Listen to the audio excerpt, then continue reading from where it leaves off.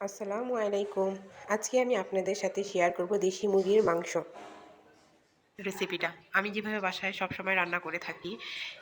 প্রথমে আমি মাংসটাকে ভালোভাবে কেটে ধুয়ে পরিষ্কার করে তার মধ্যে হলুদ, মরিচ, ধনিয়া গুঁড়া, জিরা গুঁড়া এবং কি আদা বাটা দিয়ে ভালোভাবে মেখে 20 থেকে 25 মিনিট রেখে দিই।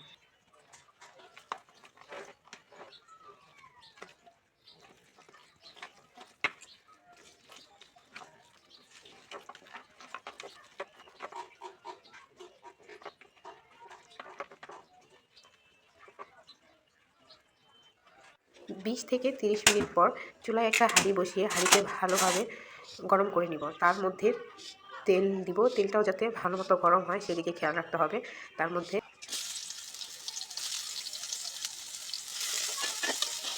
পেঁয়াজ কুচি দিয়ে দিব। পেঁয়াজ কুচিগুলোকে 2 থেকে 3 মিনিট ভেজে তার মধ্যে আমি কিছু গরম মশলা অ্যাড করব, কারণ আমি যখন মাংস মেখে রেখেছিলাম তখন তার মধ্যে গরম মশলা অ্যাড করিনি। এখানে পেঁয়াজ পাতা, দারচিনি, এলাচ, লবঙ্গ এগুলো দিয়ে আমি পেঁয়াজগুলোকে লাল লাল করে ভেজে নিব।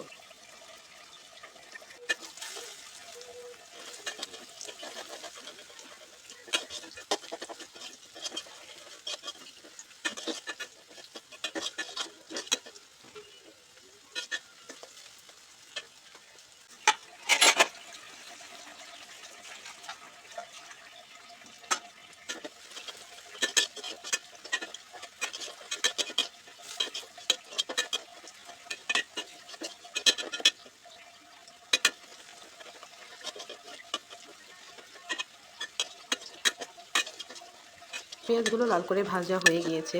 এভাবে লাল হলে তার মাঝে মাংসগুলো দিয়ে দিব। মুরগির মাংস দিয়ে ভালোভাবে নাড়াচাড়া করে ঢেকে রাখতে হবে।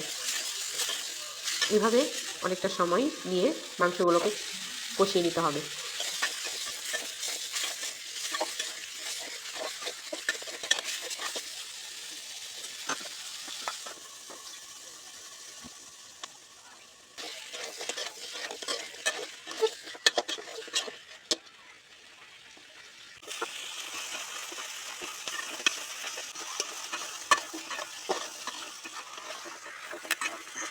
10 থেকে 15 মিনিট কষানোর পর তার মধ্যে আলু দিয়ে দিলাম।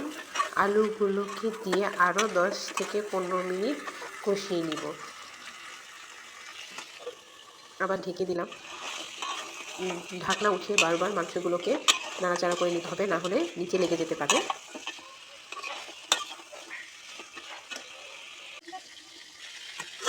এইভাবে ভালো করে মাংসগুলোকে কষিয়ে নিতে হবে।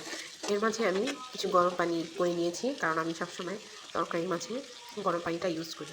কষানোর শেষে গরম পানি দিয়ে দিলাম। তারপর একটু নেড়ে আবার আমি 20 থেকে 25 মিনিটের জন্য ঢেকে রাখবো।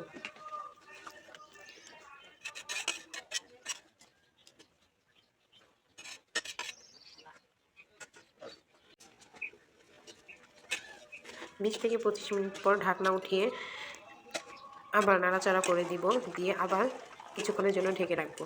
এর মাঝে আমি কাঁচামরিচ দিয়ে দিয়েছি, কাঁচামরিচটা স্কিপ হয়ে গিয়েছে। আলহামদুলিল্লাহ, এইভাবে যদি রান্না করে দেখেন আপনারা, এর স্বাদ কিন্তু অসাধারণ।